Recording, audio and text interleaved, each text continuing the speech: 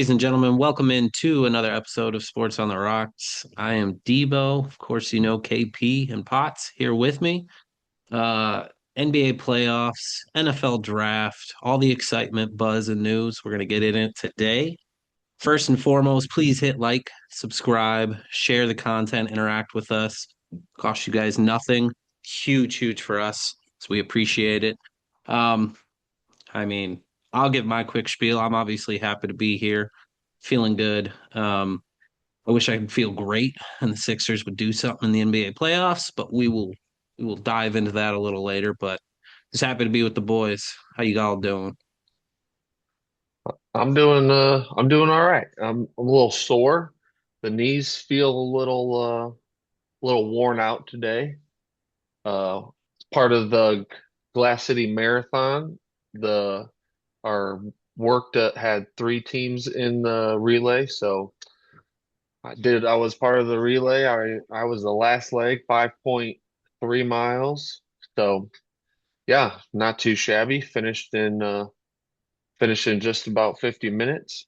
So not too bad. I was sub 10-minute mile pace. I'll take that. Not bad for not running, not being a runner. So we'll take it.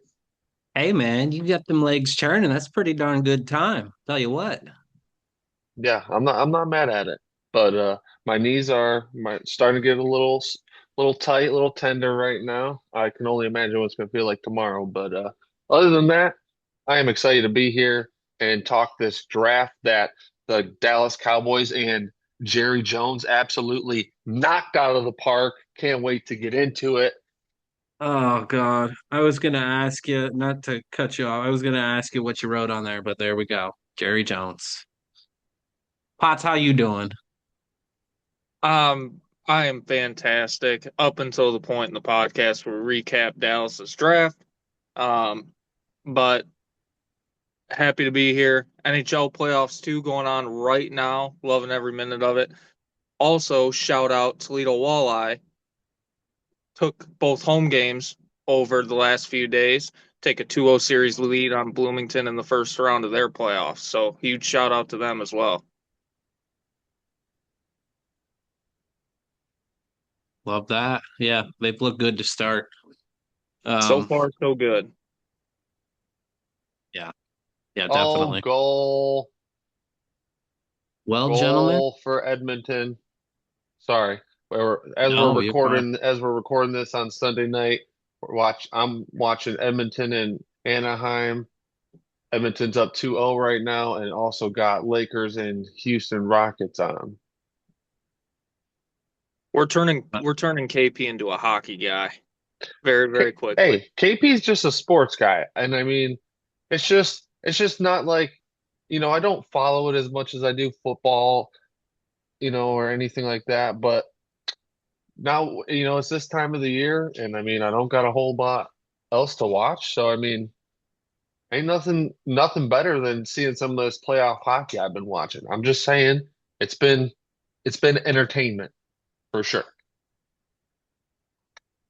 Well, speaking of the Lakers Rockets, we might as well get into NBA right away. You guys are down with that. Let's do it. Well, I'm not gonna let this fester. We'll start with my Sixers.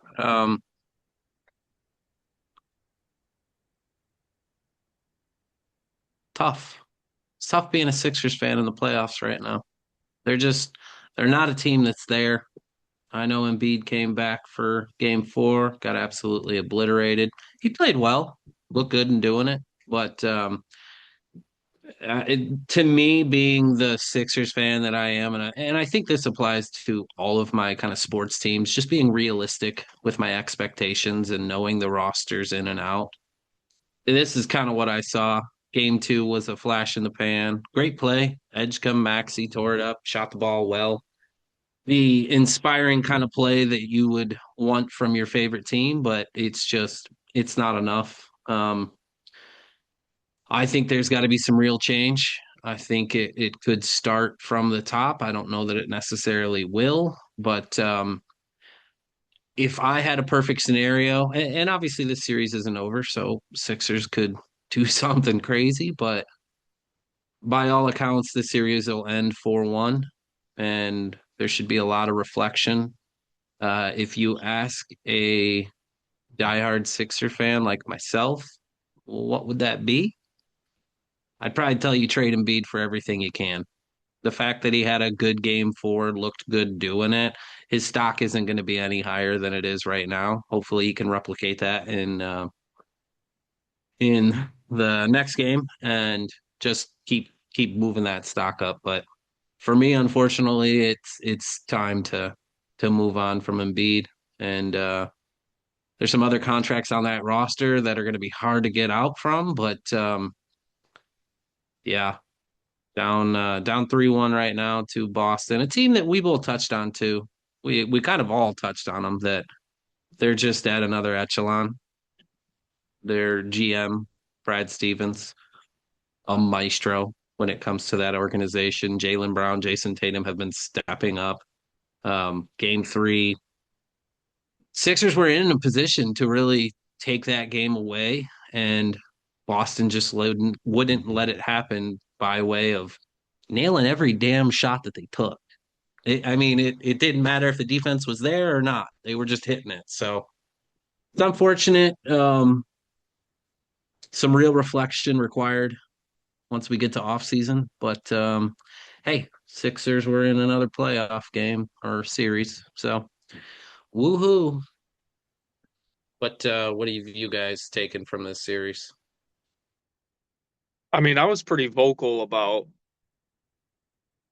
the Sixers heading in that if they could just keep it competitive, then you add Embiid into the mix, then all of a sudden you make it a little bit more uncomfortable. Do I think Boston was probably going to win and we're going to get the matchup we want with the Knicks? Probably. But I think you're dead on. I think you get what you can for Embiid at this point. But the foundation is definitely there. You have Edgecombe, you have Maxey. Just build from there. Get them 3 and D players to surround them with, high effort bigs. Doesn't have to be somebody of Embiid's stature necessarily, but um, yeah, I thought it would be a little bit more competitive today, game four, but our was today game four, game five, game four. Game, Yeah. Um, but yeah, I mean, I still think moving forward, and we'll touch on them in a minute. Philly and Toronto have some really nice things to build off of at least. So I think there's still hope for Philadelphia, even if it may not be this year. yeah, I mean, just watching this series so far, it just seems like what you said, Debo, that the Celtics are just kind of on a level of their own right now. It looks like on that side, they're just playing like a solid playoff team. So they're they're just looking tough. And can I just say that the Knicks are might just the hugest choke artists of all time? Dude, They're their own worst enemy. Drew, you called it. You really did, and it's like a broken record. I don't know what what it's gonna take for the organization to snap out of it. I mean, do you have any advice if you're the let me place you in the GM shoes of the Knicks, Drew. What do you do? I don't think you can, at this point, as a Kentucky fan, I hate to say it, I don't think you can win a championship with Karl Anthony Towns on your team. I just don't. And I understand what he did the other night with the triple double and just insane stat line, fine. But he does that and he tends to always follow it up with a stinker every single time. He he fills a box score really well, but if you watch them play, it's clunky. It's what got him in trouble in Minnesota, and the Knicks are finding out the hard way. I don't think you win a title with Karl Anthony Towns. I think you need to get Jalen Brunson. It's a different and a much longer conversation. In short, I would say I wonder if Jalen Brunson is more of a low end one, definite number two on a championship team versus being the focal point. Undersized, kind of a defensive liability. Yes, he's outstanding on the offensive end, clutch, all that stuff. But um, you talked about self reflection with the Sixers. I think there's some self reflection, and maybe you need to kind of branch out of the Villanova thing with the Knicks and kind of spice it up a little bit. Yeah, I mean, I don't think that's a bad idea. I think to me, I think that this is just history repeating itself, and they're gonna have to break this cycle. I think, like you said, you made a good point. Karl Anthony Towns just he fills a box score, but he doesn't fill the spot needed by a championship contender. You know what I mean? Like I think it's echoing what you said, but it's so unfortunate for New York fans. I got plenty of New York buddies who wish things were going differently in this series right now, but you know, it is what it is. You're gonna have to make some changes and go from there. Yeah, I mean, they got all the talent in the world. I don't think we question that for a minute, but I don't know that the talent, it's not always about having the best players, it's about having the right ones. I'm not sure that they have the right ones. Yeah, I think that's a fair thing to say. And I mean, not to touch on it a ton, but I think this says more to Atlanta's potential future than it does about how bad New York's future is looking. You know what I'm saying? Like I think things are so much brighter and it says more to me in this series that Atlanta is doing what they're doing than New York isn't doing what they should be doing. If that makes sense. But hey, it's what you get in the NBA. Everyone's at that tier. So you gotta either bring it or get your ass whooped. Um, with that, we got another series tied at two apiece. Cavs and Raptors. Just makes you want to go, ugh. What do you guys think?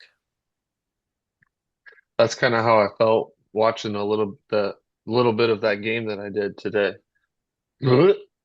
But no, I mean it definitely wasn't this playoff hockey I've been watching entertainment, but yeah, it was nothing to me. I mean, the only thing I take away from it is Toronto is going to be very, very, very scary for top East teams next year. I like that. That young core that they've assembled with a sprinkle of Brandon Ingram, um, outstanding. Obviously led by Scotty Barnes. Really, really good stuff. They make young mistakes. They can be a little lethargic at times, but in a year, 2 years, in very short order, Toronto is going to pose some problems for people. Um, Overall, yeah, the series is garbage, terrible television. But if you're just looking at the basketball and not looking for necessarily up and down, 3 hours worth of entertainment, and you're just focusing on the basketball, you see some of the things Toronto's doing, and it's very, very good. They're going to be really, really good. Yeah. Brandon Ingram is looking very youthful, which is kind of a weird thing to say, considering how long it feels like he's been in the league at this point, but shooting the ball lights out, playing well. So and I guess Drew, kind of what you touched on leads me to this question to you too.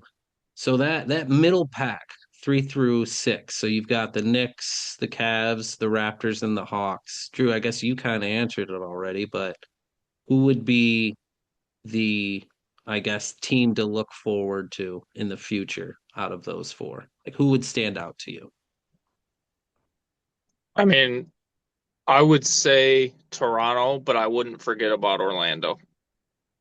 I've been beating that Orlando drum, and I know we're going to touch on that here in a minute with them in Detroit. But um, each team has a young star, Paolo in Orlando, Scotty Barnes, budding superstar in Toronto.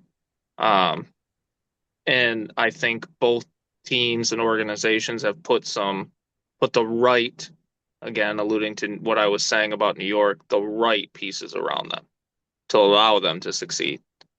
Um, so I would go with Toronto with a shout out to Orlando while I say that. Cleveland, there's only so many times you're going to be able to run that back with Donovan Mitchell. And again, me and you know all too well what comes with playoff James Harden. Um, New York, we just touched on. They're going to need to probably look themselves hard in the mirror this offseason and try to take a different swing at it. So give me Toronto and Orlando. I would probably echo that same thing, honestly. I like Atlanta's kind of a sleeper as well. Yeah, I would also agree with that. I think it would probably go Raptors, Hawks, Cavs, Knicks, in my opinion.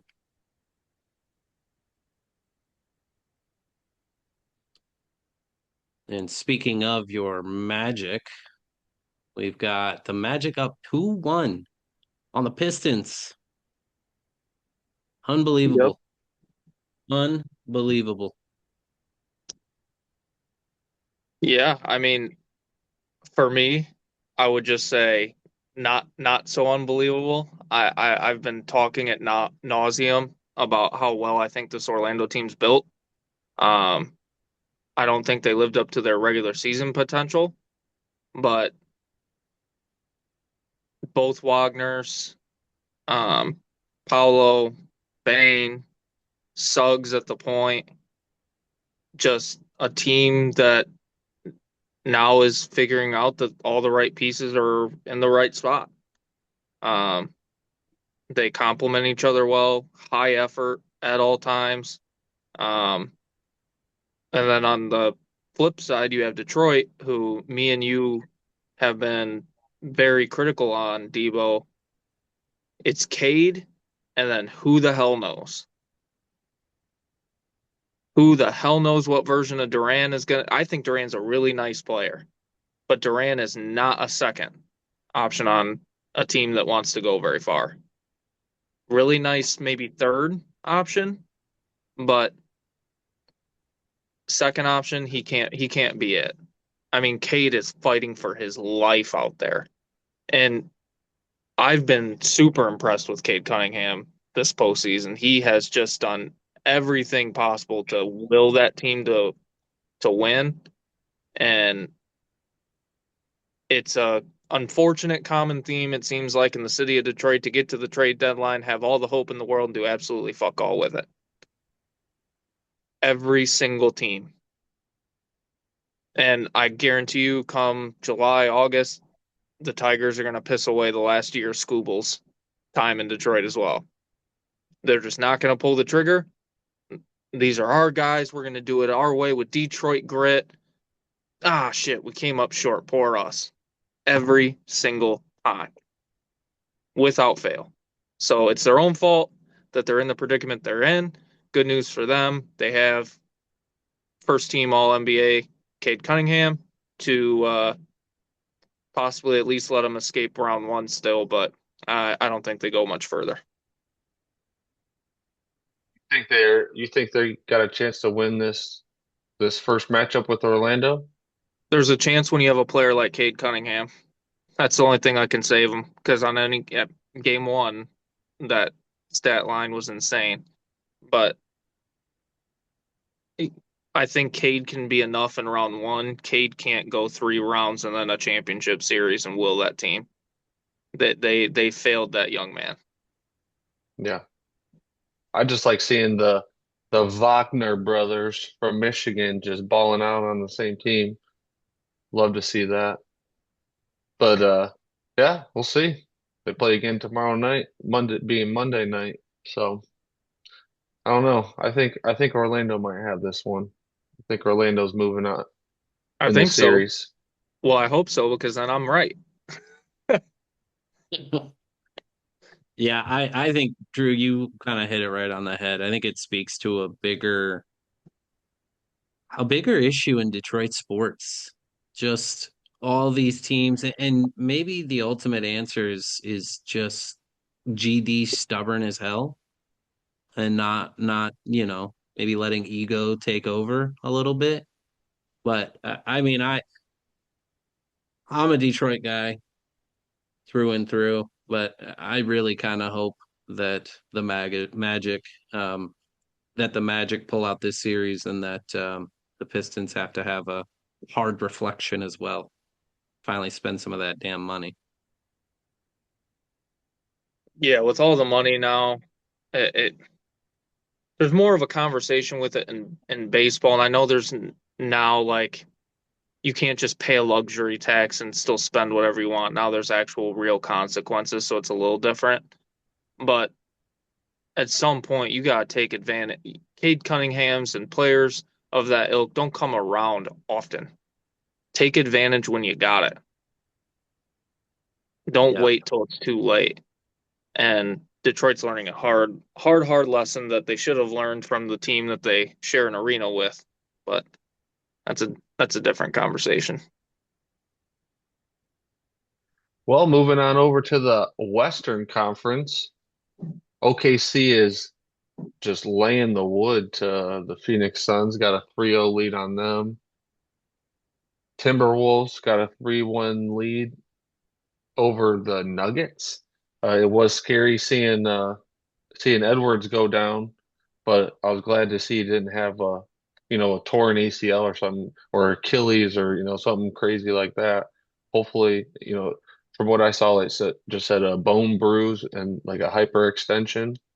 So hopefully, something that he'll be able to come back from, because they're rolling, and Spurs are rolling. The Western side, it's not even the series aren't even close, and Lakers are playing right now. They have a 3-0 lead on Houston, but I mean it's only the second quarter, but Houston's winning up by 10 right now on on the Lakers. So what are we feeling on the Western side? Well, I mean, I was all in on Denver, and I still am because on the Minnesota side of things, I really hope nobody's glossing over the fact that they also lost Dante DiVincenzo in that same game. And what has killed Houston more than Durant's injury so far is not having a point guard. Van Fleet went down way earlier. He's not been around, and it has decimated the team not having that player in that spot. Again, having the right people in the right spot, not just the most talented. Um, I think losing DiVincenzo really will be felt moving forward, and I would never count out a player like Jokic. Um, and Jamal Murray and a team that's won a title recently out yet. I wouldn't put that one to sleep yet, and I also wouldn't um, rule out Ant if it does go seven to be back for seven. He's old school like that. It would not surprise me if he at least tries to go for that. Yeah, to me, I think the biggest takeaway from that entire West playoffs right now is, I mean, Wemby is so important to the Spurs. He has to be, just by the standard of most valuable to a team, the by far most valuable for the Spurs. I mean, I think that's night and day. Really scary. Fall that he had and concussion. He's back. Seems like he's okay. Although, I mean, us being football fans, we know how bad that can be. So hopefully nothing is repeated and he stays on his feet. Um, but I thought Wemby coming back um, and playing really well was huge. That team responded well too. So for me, it's that. Um, I don't know how you guys feel about it. I mean, did you see the fall? I mean, the dude he ate the court like that. It made me, it made me cringe. It was not fun to watch. So very unfortunate, but glad it wasn't too serious. But he's fun to watch. And honestly, defensively more than anything. Obviously, you would think he's pretty good at defense being 7+ foot tall, but I mean, the stats speak for themselves. Like he makes a difference and his presence is known when he's in there playing defense. Yeah, I think one of the funniest things to see is him blocking a shot and not even jumping when a guard's trying to lay up the ball. I mean, it's insane. The length, the reach. Yeah. Yeah, he's literally the equivalent of, when you're playing volleyball with your little cousins and stuff, you know, and you're just standing at the net, just That's literally what this kid, because he's a 20-year-old kid, however old he is, just standing up there, just swat, get that stuff out of here. Don't bring that around my rim. Get out of here. Yeah, so he is actually 22 years old. Yeah, 22. 22 years old, just out here swatting shit. I think for me, the other big takeaway, and this is a really big debate, I think, around the league right now. Um, the Lakers just hammering Houston. And it's interesting because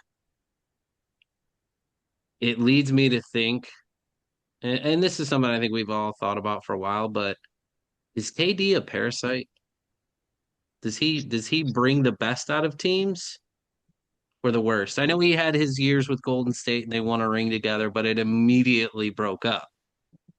So I mean, I don't know. To me, it just feels like all signs point to that. The burner accounts, how many different ones have been exposed and how many might still exist. I mean, he's played for a handful of teams too, but I don't know.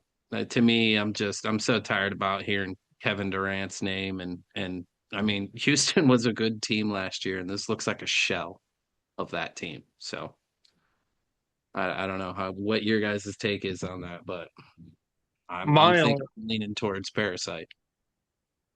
I agree. He's not ever a super awesome locker room guy with all the Twitter stuff. The one thing I would say, somewhat in his defense, is he does care about. It's hard to believe with all of the Twitter stuff. He does care what is thought of him. He has said on numerous occasions how much he does care about the fans. And to be fair, he should put some of that care into his teammates every once in a while. But as far as the fans go, and the point I'm getting to is he played in an era of sitting out and an era of, oh, I have to rest. I have to appeal to win awards at the end of the year. He played all 82. Playoff game, he's trying to play hurt. He's trying to put in that extra effort. Could not agree more. He's not a perfect teammate. However, the one small sliver of credit he gets is as a consumer, I see his effort to me. That's the one thing I would defend him on.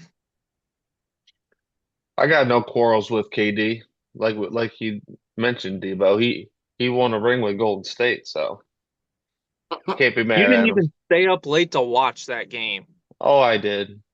That was back when I was rocking the Chef Sturry jersey all the time. Times got tough and you bailed on him. Yeah. I don't know. I think you're right, Drew. I don't think you can knock his effort, but he is maybe the worst teammate of all time. I don't know. I don't know what that might look like. I'm sure we could stir up some names that would maybe get to that level, but I'm sorry, it's just it's almost comical how like he and it's interesting to me because I think you're right. I think the competitive spirit is there. I think you can't challenge that he's a gamer and maybe one of those that's really up there all time. But I mean, being a good teammate and having the chemistry and the cohesiveness needed to get the most out of your teammates, all he does is shut down and talk crap. Like I don't know. I maybe I have a little stronger despise for him, but I think that you look at someone like a Russell Westbrook, who's really from the media's portrayal has never been anything but a villain, and he couldn't be anything but that. He's one of the better teammates. Guys will come out and stand by the statement that he is, one of the better teammates they've ever had. And then you get a guy like KD, and you never hear those sort of things. But I know we're all thinking it. I mean, I don't know. I'm not a fan. I am not a fan, and I'm glad he's not on the Sixers. Well, the NBA playoffs obviously have a lot of eyeballs on them. However, NHL playoffs, if you haven't been watching, you need to tune in. It's been fast, it's been physical, and they all don't really like each other. So it's been fun. Um, we'll start with this weekend, recording on Sunday. I'm going to hit it from Saturday and update you guys on what's going on. So when you tune in this week, you know what you're rooting for. Saturday, Carolina closes out Ottawa 4-0. Ottawa going home. Brady Tkachuk will figure out his future this offseason, I'm sure, with 1 year left on his deal. Um, the best series of the playoffs. I've talked about it a little bit before on the podcast.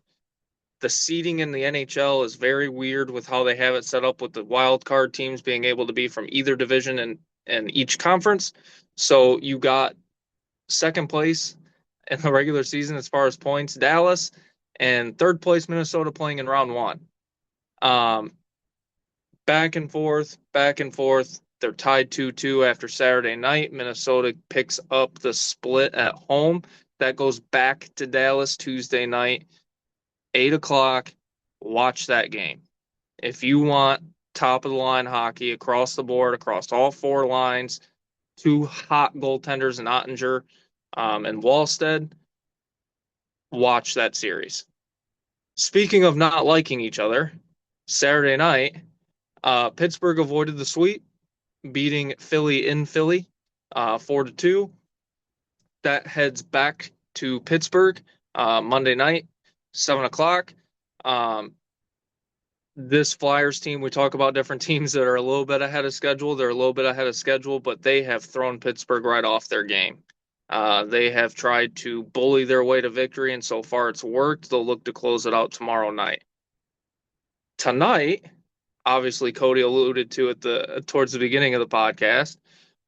We have a game going on as we record. Edmonton at Anaheim. Edmonton has jumped out on Anaheim 2-0, and that is at the first intermission.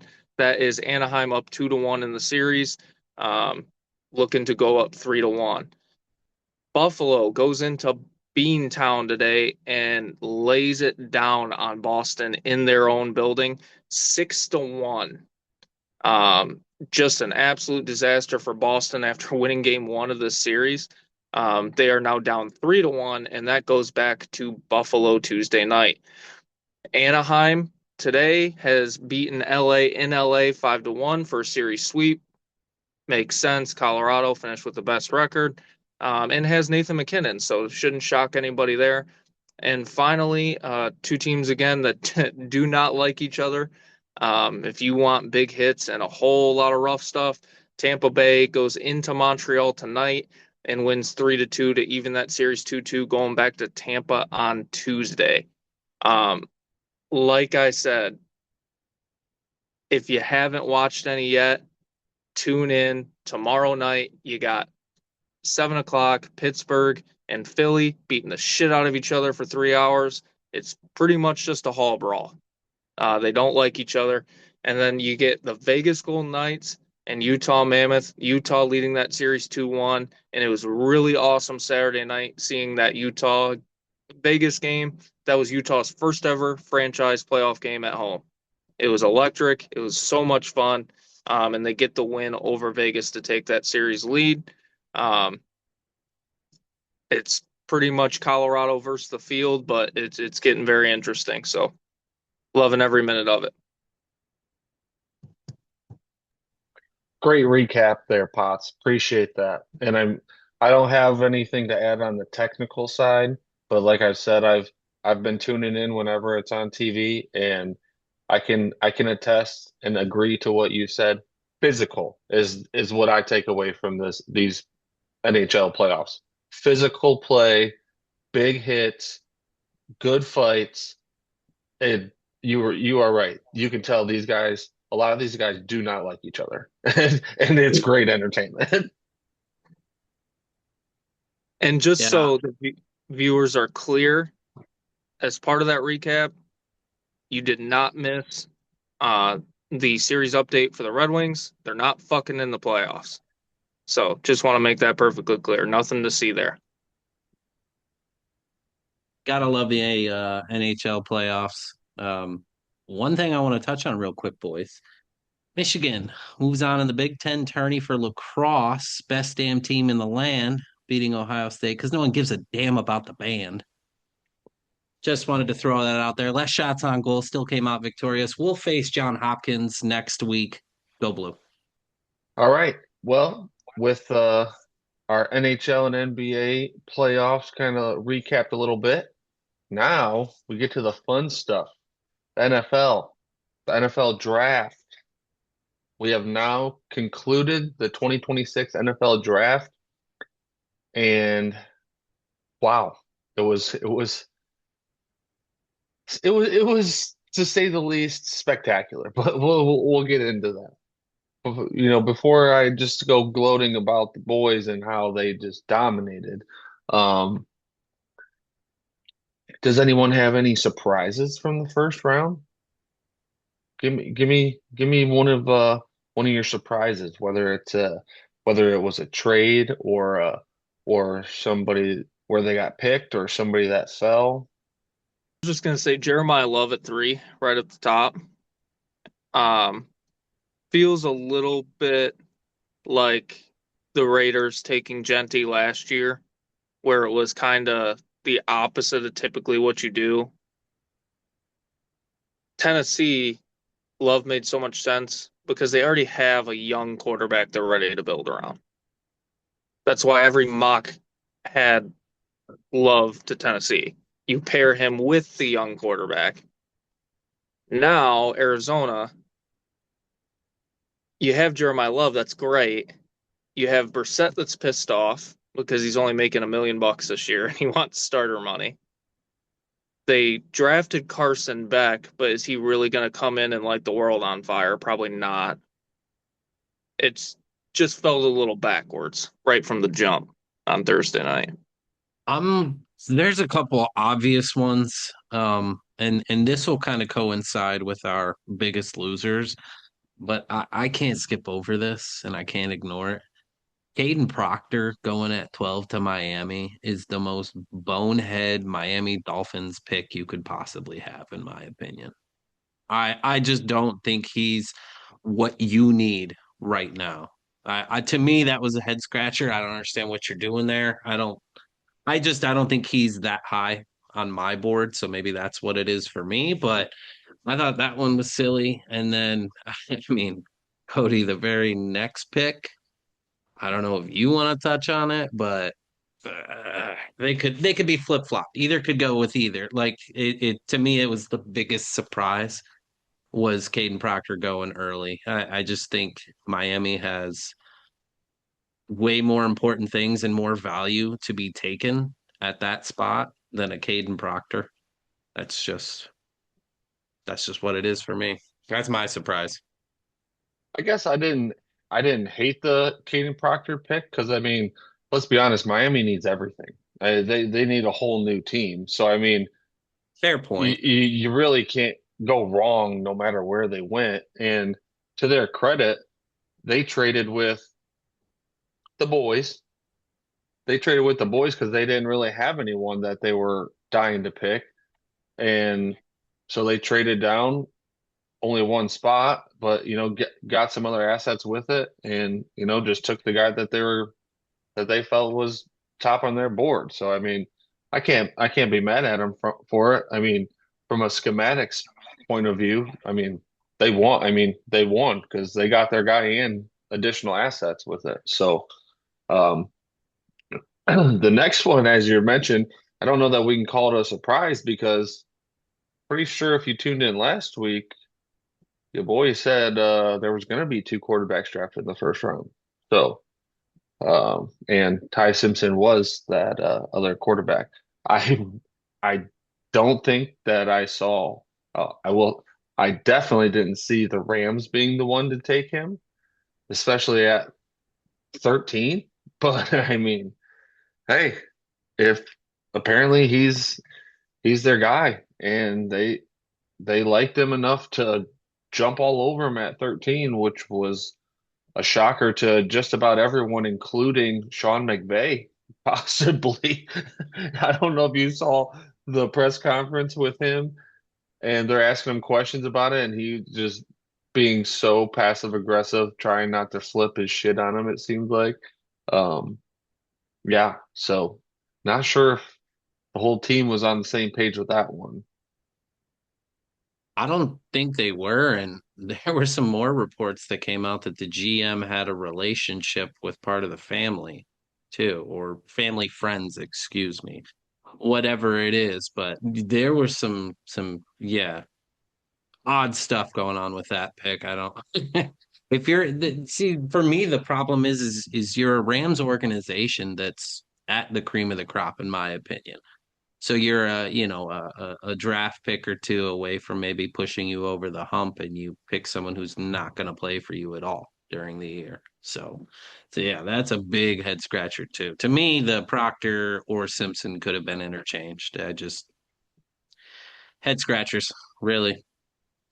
Well, to give my surprise, since I didn't really give a surprise, mine is Caleb Downs not getting drafted in the top 10 picks. I mean, that blew my mind. I could in no world last week when I'm thinking about what the Cowboys could do, did I think they would be able to draft him. Granted, they did trade, but they only traded up one spot. I was gonna say I never thought that they'd even have a shot without trading up to, something like six, 5 or 6, something like that, to even have a shot at drafting Caleb Downs. But the fact that they got him at 11, mind-boggling. Love it. Love it. Thanks, NFL. Well, NFL, it's been a trend. They don't value the safety position as much, right, wrong, or indifferent. They just don't. Like, it's only every couple of years you get a Caleb Downs or a Kyle Hamilton or somebody of that level that you use that pick on. And yeah, Dallas stole him. One that I don't know if shocked you or not, but I was a little I thought he'd at least get drafted was Diego Pavia. Didn't even get drafted. First Heisman Trophy winner since 2014 to go undrafted. Um, kind of wild, but in other news, he did accept an invitation to go to Baltimore Ravens rookie mini camp. So see if anything sticks for him there. Who had the worst lead up interviews? Was it Shadur Sanders or Diego Pavia? I mean, yeah, to me, the writing was on the wall after the whole Heisman finalist debacle and being in the club with just, yeah, that was truly unbelievable. Yeah, it's all the off the field stuff. Like, I don't need my starting quarterback to be on Twitch streams and, like you said, in the club, and I don't need him with all of that to be 6 foot tall, have the combine he did, have the pro day he did. I, none of it adds up to being a franchise quarterback. So why use draft capital on that?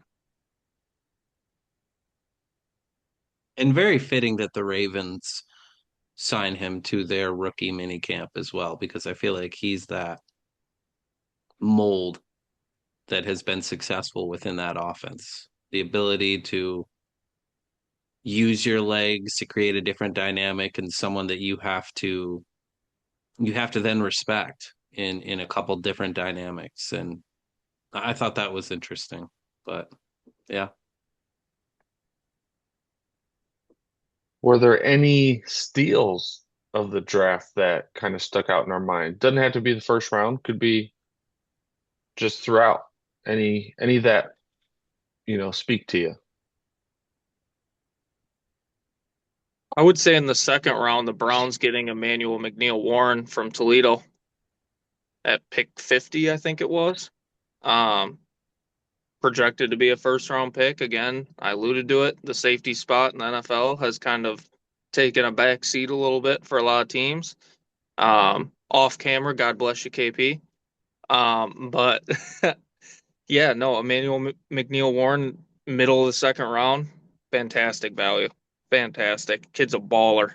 And kept him in state too, so that's awesome. And during the rookie press conference, the Browns owner came out and said the reason why they wanted him so bad and are so happy to have him is because he had so many offers, millions of dollars offered to leave Toledo, and he always stayed. And that was something they valued, took him. Happy for the kid, happy for the Browns. They got a baller.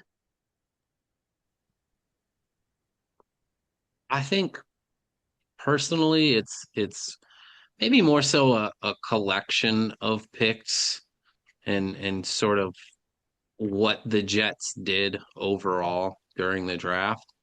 But I really, really enjoy D'Angelo Pons from Indiana. He's a very, very undersized cornerback at 5'8", but he's like stick 'em. I mean, he's really hard to shake off if he can somehow, translate that in the NFL. He's going to be challenged a lot with some of these larger receivers. I think maybe even struggles, but just conceptually, one of those guys that knows ball, but also has the twitch to stick to your best receiver. It's just whether he can overcome the height difference. So to me, that one stood out. I thought he was a quality get in the second round.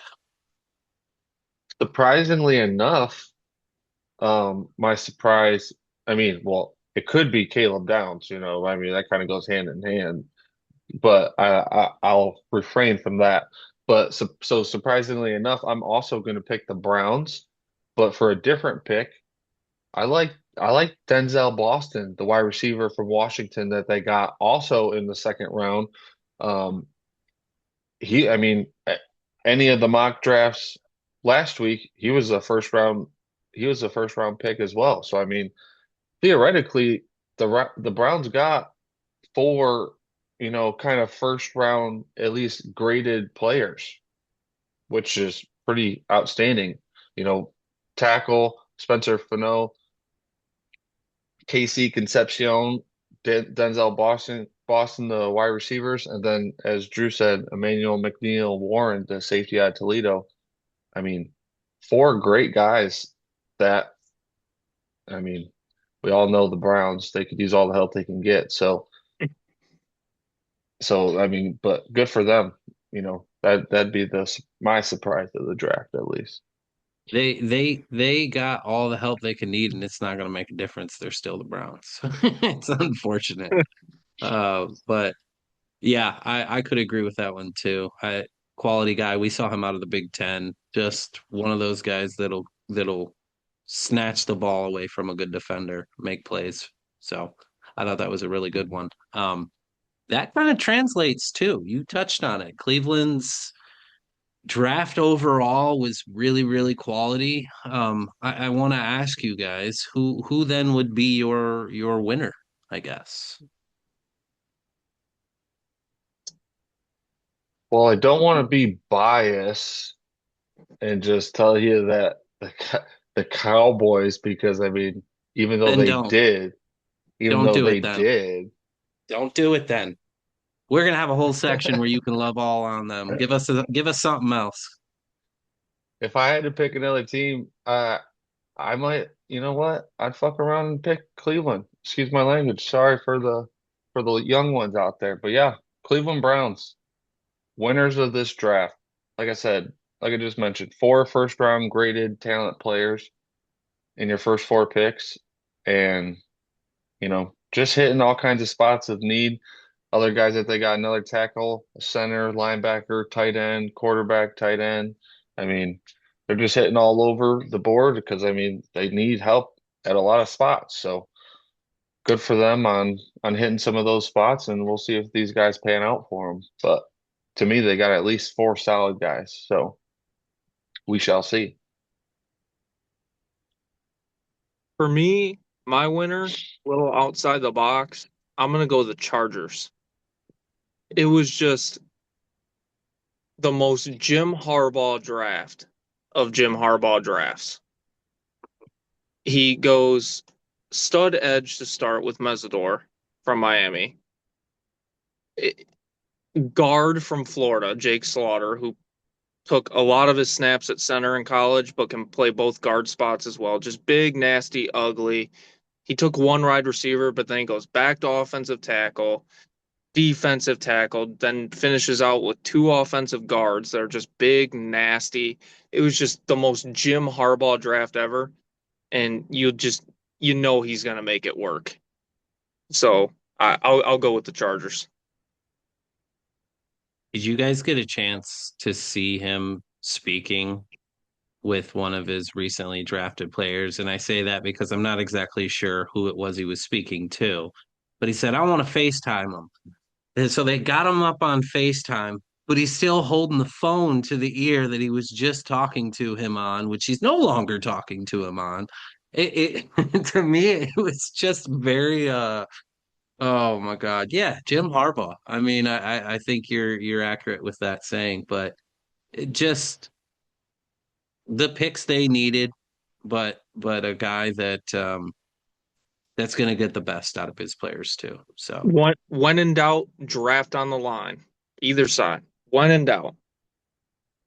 and that's his philosophy for most of his days, if not all of them. So I would agree with that too.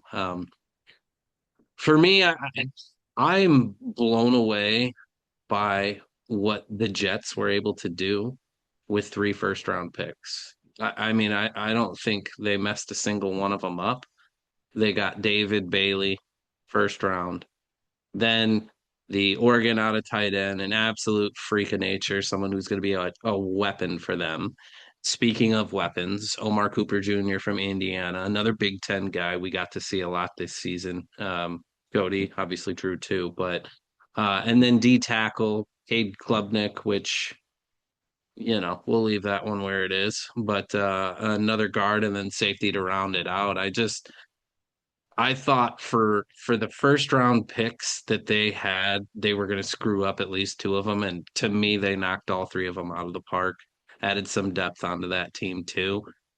I'm not giddy because it's still the Jets, but if they can replicate this next year, I don't see why they don't take a step forward. I really don't, and that could be regardless of who's coaching them, because obviously, going to need a good season out of the former defensive coordinator from Detroit, Glenn Aaron or Aaron Glenn, excuse me. But I was blown away. I thought they did really well with what they had available in draft capital. An honorable mention, which I wanted to bring up as well. Don't care to admit it, but the New York Giants, the other team in New York, I thought they knocked their draft out of the park. Got Arvell Reese with their number five. They stuck with their two picks at 5 and 10, took Arvell Reese, and then the Miami tackle. Then they went Colton Hood, the Tennessee cornerback, and Malachi Fields, wide receiver out of Notre Dame. That was their top four picks. So they got two for sure surefire starters in Arvell Reese and Francis. I'm not even going to try to pronounce his name. But Colton Hood was also referred to as being possibly even a better quarterback than his counterpart, Jermon McCoy. So, I mean, another star right there. And Malachi, I might be biased, but just from seeing him play a little more, but I like the way he plays. He was a third round pick, but I like the way he plays football. So just another team to throw out there that had a pretty decent draft, in my opinion. We'll give a little recap on our respective squads. I'm gonna let Potts start us off with the Eagles. How we feeling after the 2026 NFL draft for the Philadelphia Eagles? I feel like we accomplished everything we needed to in the 3 day stretch. Um, Personally, I continue to be overly thrilled with the division I reside in. Uh, Washington, fine, okay. Giants, yeah, on paper they had a great draft until you watch the press conference and they're going to play Arvell Reese on the inside of their defense. Um, so that'll be an easy 2 wins this year. Um, but as far as our draft goes, couldn't be happier. Did not think Makai Lemon was going to be there at our pick in the first round. Fantastic. Kid's just a gamer.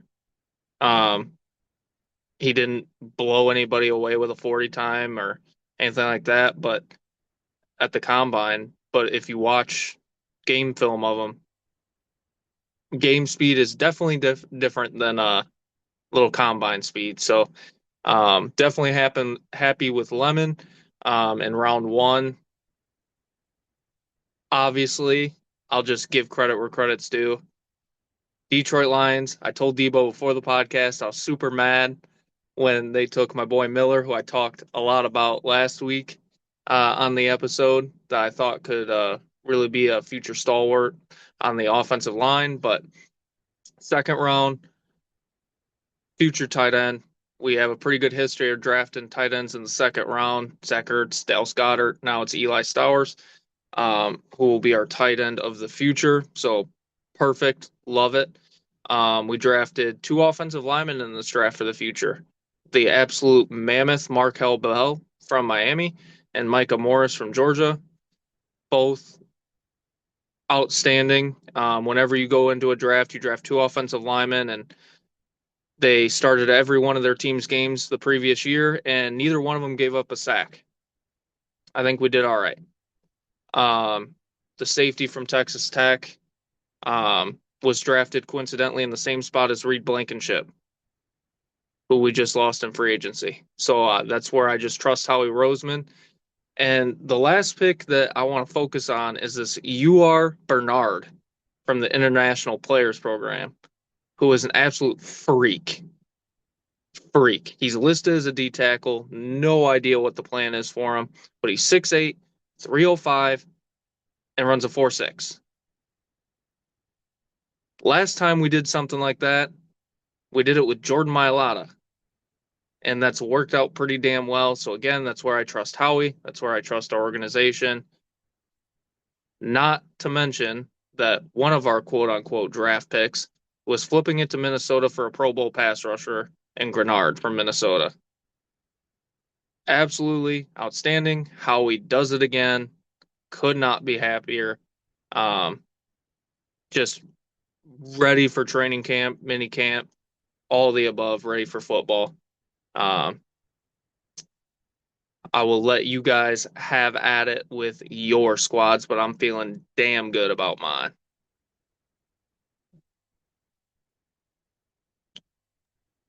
Yeah, I mean, I'll start this off as a Lions fan by saying when it comes to Brad Holmes, you never know what's going to happen. Like, you guys had a really good opportunity to sort of lay out who you think your teams were going to pick, or who you thought that they should pick. And that's not the way it is in Detroit. But I will tell you what, these are all guys that I was looking at, that I was preaching about, that you heard just everyone else talking about. And I'm happy. I think we filled every sort of position at need. Drew, you sort of touched on it a little bit already, but Blake Miller at 6'6", 317 pounds. He never missed a game in his years at Clemson, only missed one practice. I mean, the guy is just an absolute gamer, consistent, the sort of guy that, you want to bring in. I know Monroe Feeling was there as well. Only had 17 starts under him at Alabama. So to me, I think Blake Miller was the ultimate best choice. I know a lot of Lions fans were maybe indifferent with the pick, but I absolutely loved it. Drew, you kind of harped on his abilities and what he can bring to an offensive line. This is a guy who's, to me, going to start probably week one. I mean, truly. So absolutely love that pick. And then from there, we move on to Derek Moore, Michigan guy. Cody and I can spew about him all day, but just an absolute high motor freak from the edge who can also play inside as well as sort of a stunt technique. So he'll be flipped around on that line, which I think is great. I think that defensive tackle could use some force and some upgrades. So to have him be multi-dimensional, I thought was huge, especially, I mean, 6'4", 255. So the production you'd maybe like to see a little more out of. But I think part of that is that defense as a whole, just everybody ate on that defensive line this year. So love Derek Moore. And again, touching to what I said, taking positions of need that are important to where our roster is right now. So edge right there. And then I'll tell you what, sticking with Michigan, Jimmy Rolder, another wonderful talent, linebacker as well. I mean, a guy who's a true gamer, good tackler, all the things you're looking from a linebacker. I think maybe the tough transition for him is going to be, can he play man to man? Can he hang with some of these tight ends in the NFL? Because I think that's maybe the downfall of him, or the scouting report negative for him. But then, I mean, another position of need, cornerback. Um, Sounds like Ennis Rakestraw is ready to go, but again, he's been with us for 2 seasons, haven't really seen him play at all. So we have no idea what that cornerback room is going to look like. DJ Reed has been, what's a nice way to put it, abysmal. I could have told you that when we signed him, that he wasn't going to be that guy. So I love adding the help here on cornerback.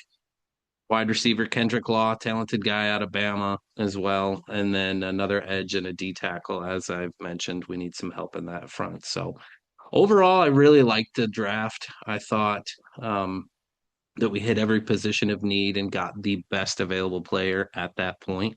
TJ guy was a guy that we were sort of looking at in that second round, but went ultra early, so no opportunity to get him. Guy out of Clemson, great edge. But yeah, overall, I thought we did well. Had a little conversation with our boy Nick LaPlante, and he made a really good point.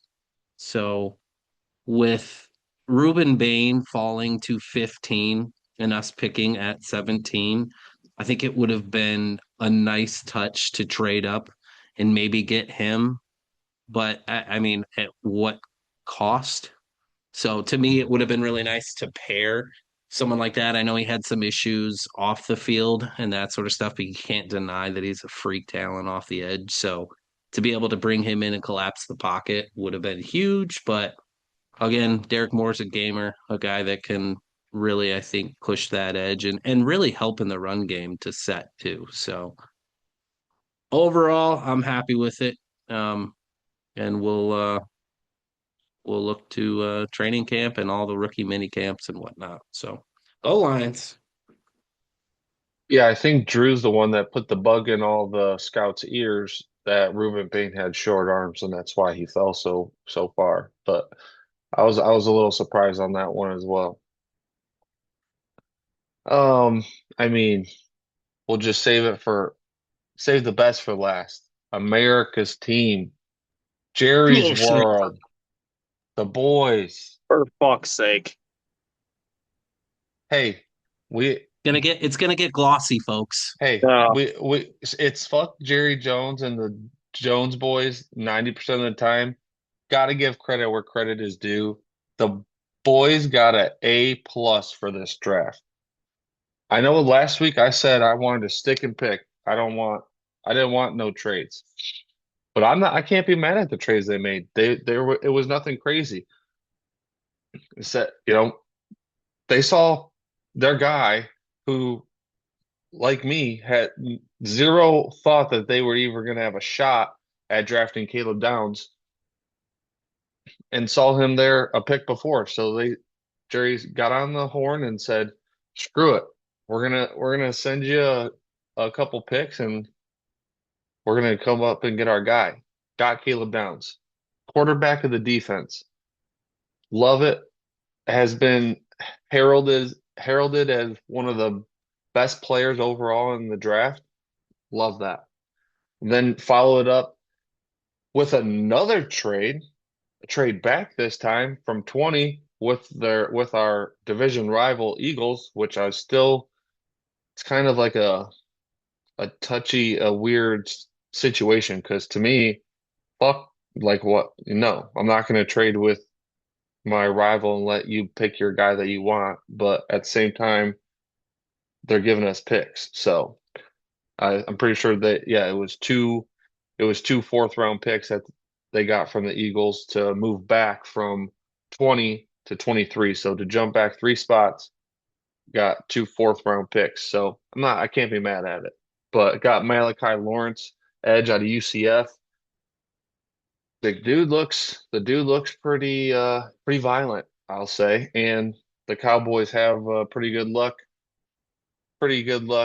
drafting Lawrence, defensive lineman named Lawrence. So we'll just hope that translates.